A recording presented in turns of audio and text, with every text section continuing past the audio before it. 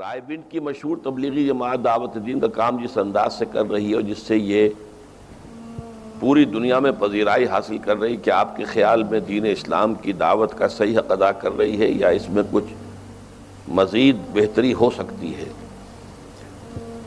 عام طور پر میں دوسری جماعتوں پر تنقید یا ان کے ضمن میں کوئی اپنی رائے کا اظہار پسند نہیں کرتا، لیکن اب چونکہ بات آپ نے کی ہے اور واقعتاً تبلیغی جماعت اس وقت دنیا میں بہت فعال ہے اور اس کا ابھی جو اجتماع ہوگا وہ واقعہ یہ ہے کہ شاید 15 لاکھ آدمی اس میں جمع ہو جائے، جو پاکستان میں تو کسی اجتماع کے اندر اس کا امکان نہیں ہوتا۔ لیکن یہ ہے کہ ان کا نمبر ایک تو یہ کہ تصور دین محدود ہے، انفرادی نیکی اور پائٹی جو ہے، تقوی اور عبادات سے شغف، یہ تو ہے، اللہ کا شکر ہے کہ ان میں جو شامل ہیں ان کے اندر یہ چیزیں پیدا ہو جاتی ہیں، لیکن دین کا اجتماعی تصور، ایک نظام کا تصور اور نظام عدل و قسط کو قائم کرنے کی جو اہمیت ہے دین میں، وہ ان کے سامنے نہیں ہے، تصور ادھورا ہے۔ پھر نمبر دو، ان کا جو میڈیم آف دعویٰ ہے، دعوت کا ذریعہ، وہ قرآن نہیں ہے، بلکہ یہ کہ وہ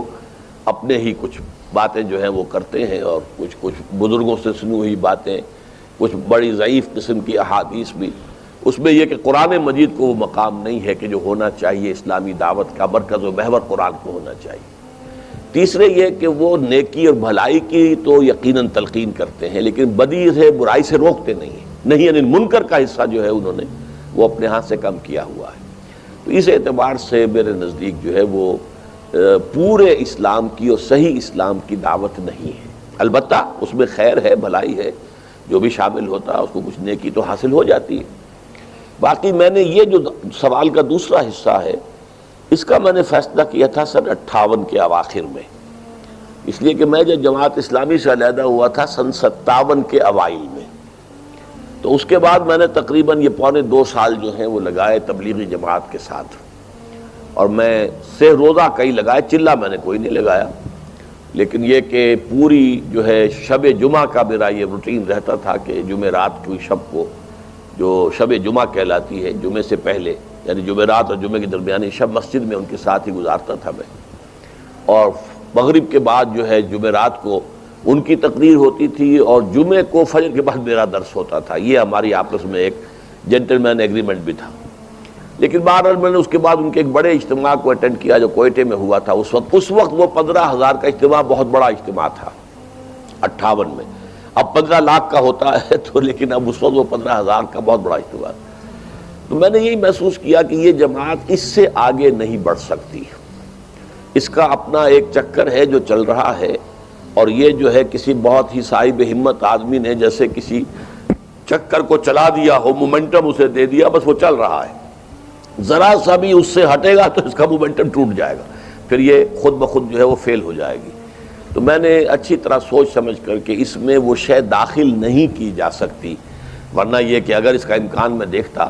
کہ اس جماعت کے اندر شامل ہو کر اس میں اقامت دین کا تصور اور ایک انقلاب کا تصور بھی شامل کیا جا سکتا ہے، تو شاید میں اسی کے ساتھ وابستہ رہ کر کوشش کرتا کہ اس میں پیوند لگ جائے اور یہ قلم لگ جائے اس فکر کی، لیکن میں نے یہ محسوس کیا کہ یہ ممکن نہیں ہے،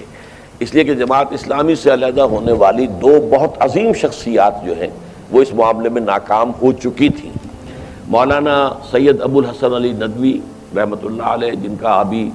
1 سال ہی ہوا، انتقال ہوا، سال ابھی پورا ہوا بھی نہیں ہے، اور مولانا محمد منظور نعمانی، یہ بھی سن 41 میں جماعت اسلامی میں شامل ہوئے تھے، سن 43 میں علیحدہ ہو گئے تھے، لیکن فکری کوئی اختلاف نہیں تھا۔ انہیں اختلاف تھا تو یہی تھا کہ بہت بڑا کام ہے جو مولانا مودودی لے کر اٹھے ہیں، لیکن ان کی اپنی شخصیت اور سیرت و کردار جو ہے وہ اس پائے کی نہیں ہے کہ اتنے بڑے کام کو لے کر چل سکے۔ تو گویا کہ کام سے اختلاف نہیں تھا، فکری اختلاف نہیں تھا، شخصی اختلاف تھا۔ اس کے بعد انہوں نے تبلیغی جماعت کا رخ کیا، اور مولانا الیاس صاحب زندہ تھے اس وقت رحمہ اللہ، ان کے بہت قریب رہے اور انہوں نے بھی انہیں بہت اپنے قریب کیا، لیکن یہ کہ پھر بھی ان کو وہ جو فکر تھا ان کے اندر جس کی وجہ سے وہ جماعت اسلامی میں آئے تھے، اس فکر کو وہ شامل نہیں کر سکے وہاں، بلکہ بالآخر پھر انہی کو مایوس ہو کر تبلیغی جماعت سے بہت اپنا تعلق کمزور کرنا پڑا۔ وہ اصل میں فکر اپنی جگہ پر جو ہے وہ اپنی جگہ اتنا زوردار اور پختہ ہے کہ اس میں کسی اور شے کی پیوند کاری ممکن نہیں ہے۔